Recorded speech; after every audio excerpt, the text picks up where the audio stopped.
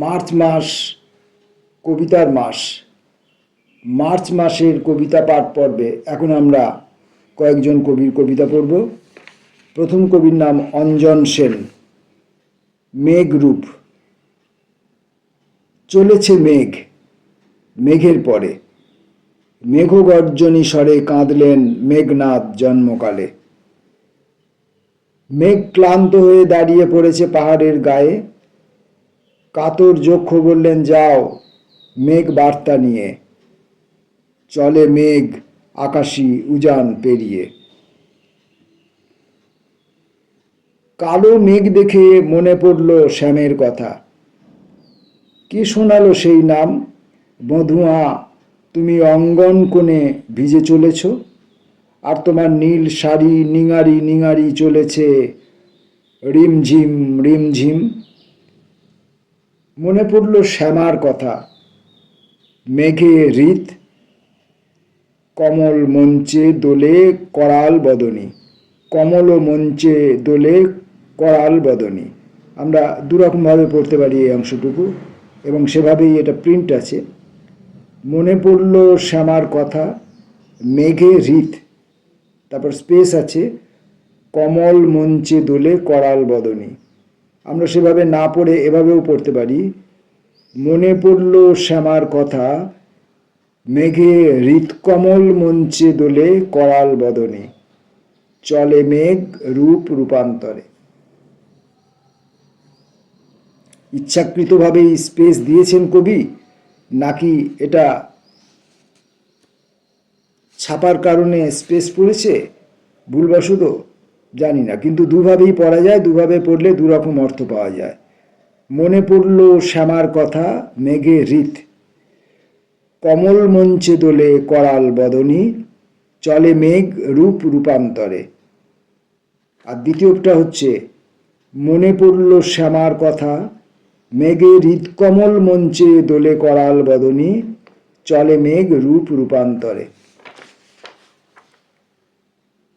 পরে আসবো আমরা সুনীল আচার্যের কবিতায়, অদ্ভুত মেঘ থেকে। অদ্ভুত মেঘ থেকে জল ছিটকে পাতাদের ভেজা ও কাদায় ডুবে যায়। একে কেউ জন্ম বলে। যে আকাশ মেঘ ধরে থাকে আর ক্রমাগত জল ছড়ে, সে অবশ্য ব্যাখ্যা জানে না। সে শুধু আনন্দ বোঝে লাজুক মেঘের পতনের সুখ পাতার। সে শুধু বিশ্বাস করে আরো আরো নিচে গভীর ঝরার, মেঘের আরো বেশি নুয়ে পড়া, ঝরে ঝরে সুখ পাওয়া।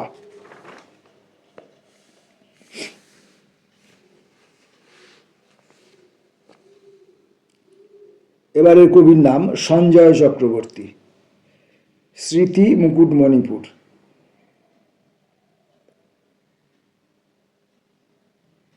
মানুষ এখানে বসতি করেছিল একদা। কিছুদিন এখান দিয়ে আস্তে আস্তে হাঁটি। এখানে বুঝি শ্মশান ছিল?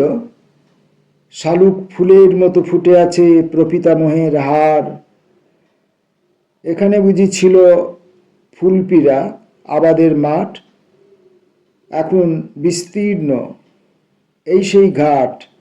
সেখানে বেহুলা বাজিয়েছিল তার কলার মান্দাস। সেখানে বেহুলা ভাসিয়েছিল তার কলার মান্দাস। বিজয়। আস্তে আস্তে হাঁটি। মানুষের অক্ষর এই ভূমি থেকে মুছে গেছে বলে বাতাস এখানে সাদা, সুস্বাদু ও রক্তবর্ধক। এখান দিয়ে আস্তে আস্তে হাঁটি। কবি রুদ্রপতির কবিতা, আবেশে আকাঙ্ক্ষায় অভ্যুদয়ে। রোপণের বীজ ছুঁয়ে দেখি সারা রাত ধ্বংসের পর একটি ভোরের চক্রবাল, কিংবা ক্ষিপ্র একটি তপশিলি নদী। আদিম সহিষ্ণুতা নিয়ে প্রতীক্ষায় বসে নেই আর কৃষাণ কৃষাণী। রক্তরাগে ভোর স্বপ্ন বিছিয়ে দিই হরিত শস্য মাঠে। একটি প্রগতিশৈলীর রেখা বরাবর দুটো পাখি পরস্পর চুমু খেলে বুঝতে পারি এবছর ধান ভালো হবে।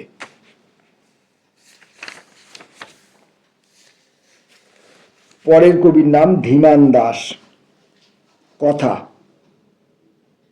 আমার বুকের পাথর ভাঙতে ভাঙতে মেঠো পথের আলে ঝোড়ো ঝাপটা এলোমেলো ছন্নছাড়া বাতাস, তার বুকেও স্বস্তি নেই। কথার কথা, সবই কেমন পাশুটে রং, রং তুলি নিয়ে আঁকছে, ছবি ছড়ায়, কেউ কারো কোনো কথা মনে রাখছে না। আমার বুকের পাথর সরাতে শুধুই কথার কথা ছাড়া আর কি।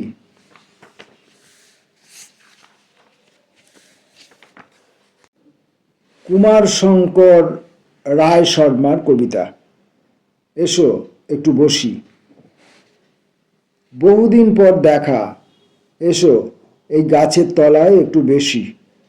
চায়ের দোকানে কত লোক, কত দিক থেকে সব আসে, কত কথা হয় পরস্পর। গভীর দুঃখেও দেখি সকলেই কথায় উন্মুখ। এদিক সেদিকে ঘাসের উপর বসে মুখোমুখি হাসে, যেন সব জন্ম থেকে চেনা। কোন দিকে যাবে, পূর্বে নাকি পশ্চিমে, নাকি উত্তর অথবা দক্ষিণে? যেদিকেই যাও সব নদী চলে গেছে সমুদ্রের দিকে। যত পাপ অহংকার সব কিছু ধুয়ে মুছে একাকার হয়। এসো একটু বসি, এই সঙ্গমে চা খাই। সেলিম মল্লিকের একটি কবিতা। আষাঢ় সন্ধ্যার গ্রাম। আষাঢ় সন্ধ্যার গ্রাম, ব্যাঙ ডাকছে, ঝিঝির ডাক, ঘন মেঘ ডাকে ঘন ঘন। এছাড়া স্তব্ধ টিমটিম আলোর চালাঘর, প্রায় আলো মুছে আসা মুখের একটি বৃদ্ধ চৌকিতে বসে ফাঁসের পর ফাঁস লাগিয়ে বুনে চলেছে জাল, উদাসীন মন্থর। পাশে হাট জিরজিরে রেডিওর তরজা, খিস্তি খেউড়ে বেশ জমে ওঠে গান। কাহিনীর জালে জড়িয়ে যেতে যেতে বুড়ো পাক খুলছে সুতোর।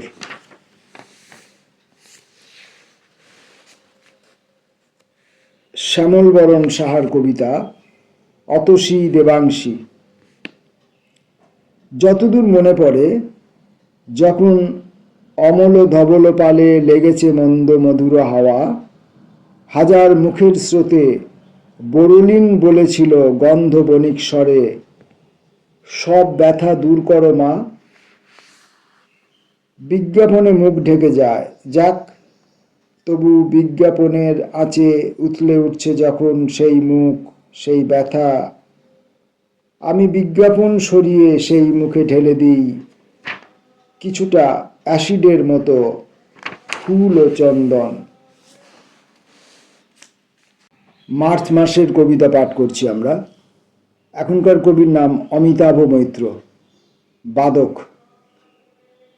ব্যাখ্যা করা যাবে না, হাত থেকে নামানোও যাবে না, এমন ভারী আপেলের ভেতর তুমি বড় হয়ে উঠেছ। যে ভয়ে কাঁপে আর পায়ের পাতা নামিয়ে এক ঝলক দেখে নেয়, কোথায় মূর্তিদের হঠাৎই পিয়ানো থেকে তুলে সাদা রং করে দেয়া হয়। হয়তো খুব কাছেই তখনও টিনের ঝর্ণা ঝমঝম করে উঠছে। ধার করা গ্যাস স্টোভে দাঁত চেপে একজন বাদক দাঁত ঝলসে নিচ্ছে। জলে বোকার মতো চকচকে হয়ে উঠছে মরচে পড়া তলোয়ারগুলো। কবির নাম মোহাম্মদ জাহাঙ্গীর আবেদিন। মোহাম্মদ জাহাঙ্গীর আবেদিন। প্রতীক্ষা। একা থাকতে থাকতে নিঃসঙ্গতার ভেতর বেড়ে ওঠে একটি ছাতিম গাছ। পাললিক লিপির মতো তার প্রতিটি সবুজ পাতা জুড়ে অনন্ত প্রতীক্ষার জীবাশ্ম। রৌদ্রের বিনায় বেজে উঠছে দুখানি করুণ আঙুল, ভ্রুক্ষেপহীন ছুটে যাচ্ছে পথ।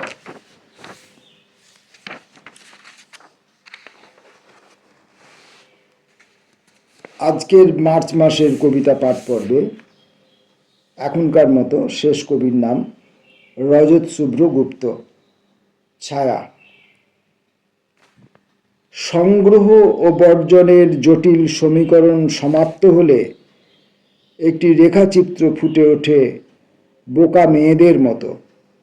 দৃষ্টিহীন নড়বড়ে পায়ে অসম্ভব হোঁচট খাওয়া, কালো মার্বেল পাথরের মতো সহিষ্ণু প্রতারণা, ক্ষয়ে যাওয়া ধারালো ধাতুর মতো মাঝে মাঝে শুধু চকচক করে ওঠে পরিত্যক্ত নাকছাবি। শ্রাবণ রাতে ভাঙা হারমোনিয়ামের ভীষণ ভারী শব্দ ভরে দিতে থাকে অসংখ্য বসন্ত চিহ্ন। আমাদের প্রিয় প্রিয় ছায়া। মার্চ মাসের কবিতা পাঠ পর্ব আজকের মতো এখানেই শেষ হলো। নমস্কার।